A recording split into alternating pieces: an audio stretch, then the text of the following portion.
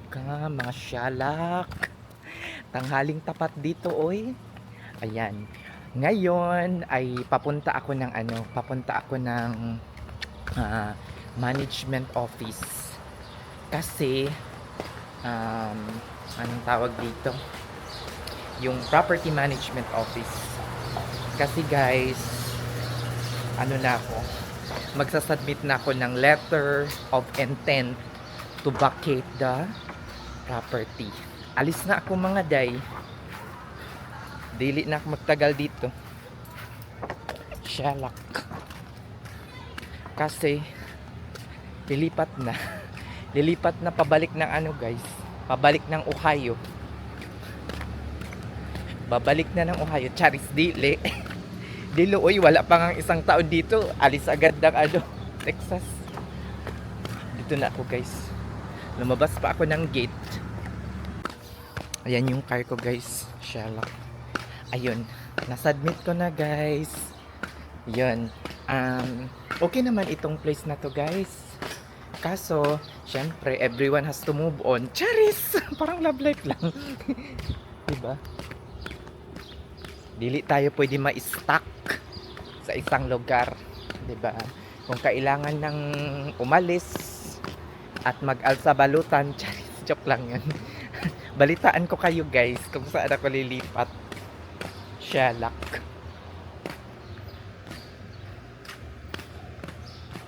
Wala naman ako masyadong gamit na dadalhin kasi kaya ko nang dalhin sa car ko eh.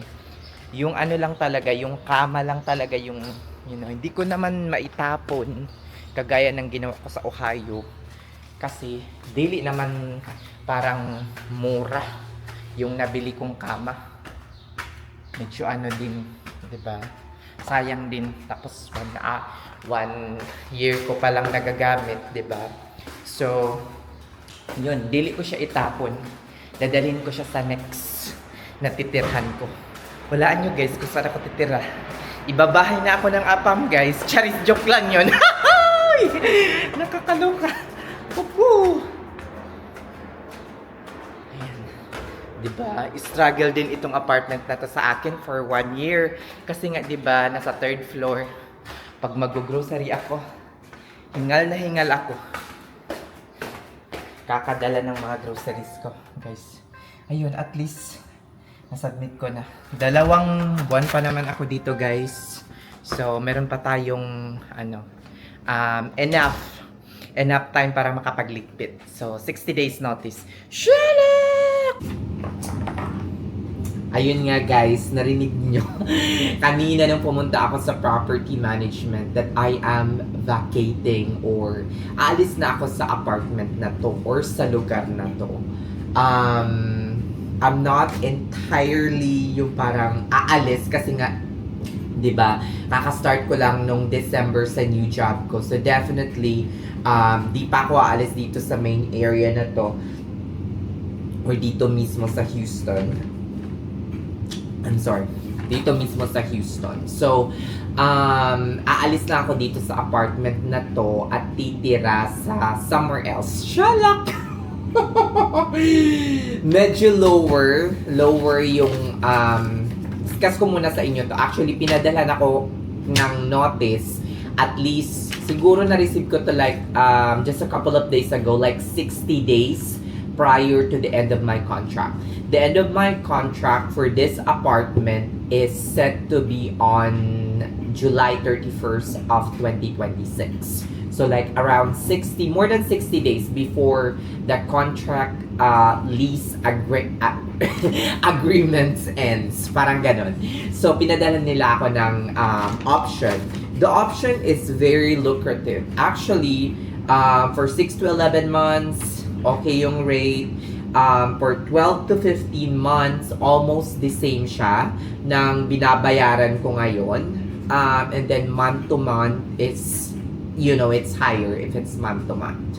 So, at saka nagbigay din sila ng additional incentives. Kasi dito sa apartment na to, ay maraming nag-move out. Hindi ko alam kung bakit maraming nag-move out, kung namamakalan ba sila or what. I think although medyo ano siya, angat yung presyo, pero the services and the quality of the apartment complex is fair, or nasa parang katumbas lang kung ano yung china-charge nila para sa akin na. Tapos nag-add pa sila ng additional incentives kasi nga madaming nagmo-move out. Sabi dito 3 months free parking spot, $50 Visa gift card. You have to choose like Keurig coffee maker, carpet shampoo, mga ganyan, tub and tile resurface, at kung ano-ano pa. So, but still, nag-submit na ako ng letter ko kanina that I'm not anymore renewing my contract lease agreement because of the fact na mag-move out ako in order for me to save more.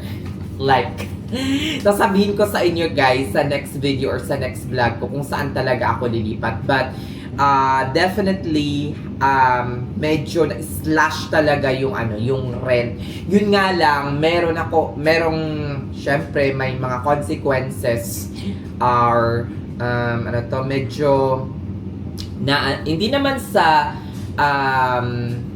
nawala talaga yung privacy sa next home or sa next natutuluyan ko. It's just that hindi na siya katulad ng ganito. The reason why mas pinili ko yung ganong route is because sooner or later, like 5, 10, or 15, maybe 10 years from now,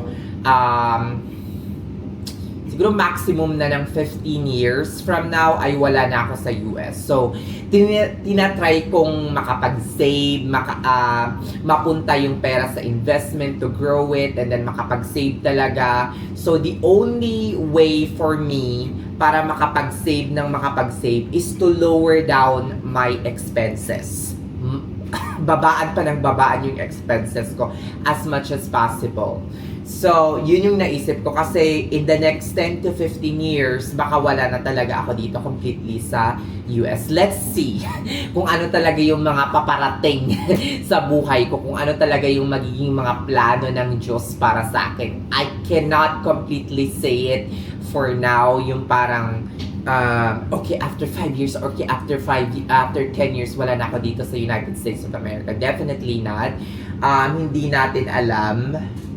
Noon ngang 2021, akala ko hindi na ako mapupunta dito sa US because right after passing the NCLEX, nung nagkaroon ako ng malaking pagsubok sa aking buhay, ay hindi ko na inakala na mag-a-apply pa ako dito sa Amerika at mapupunta dito sa Amerika despite of all, you know, the NCLEX na meron akong IELTS, meron na akong CGFNS, mga ganyan, lahat. Despite of all of that, ay napagdesisyonan ko pa rin na hindi na pumunta. And then after a couple of months, medyo nabuhay na ko ng loob na mag-apply, and then isang employer lang talaga yung nakatanggap sa akin, and then gora na. And then on 2023 early, which is January, ay napunta na ako dito sa Amerika. In fact, more than siguro mga 3 years and 6 months na ako dito sa Amerika. Mga ganon. Shalak. So, hopefully maging maayos at, you know, hopefully maging okay ako sa next na lilipatan ko. So, by mga July or before the end of July, wala na ako dito sa apartment na to. Shalak! Ano ba yan? Ang dami kong memories dito sa apartment na to kasi dito ako nagsimula. Nung kakarating ko pa lang sa Houston, ang dami ko ring iniiyak. Diba? Dito ako nawalan ng trabaho, dito ako nawalan ng lahat. Lahat ng mga pighati, iyak, luha, lahat. Mga kalungkutan, diba? Tsaka yung mga aura ko na dinala ko dito. Charis, joke lang yun. Sige na, hanggang dito na lang. Abangan nyo sa next vlog ko kung saan ba talaga ako titira. Magandang lugar siya, guys. Okay na neighborhood. And at the same time, mas makakatipid ako doon kasi lower yung magiging gastos ko. O siya, sige na guys, matutulog na ako at papasok pa ako bukas. Meron pa akong duty ng maaga. Thank you so much sa parating yung panunood ng aking vlog. Maraming salamat po. Thank you!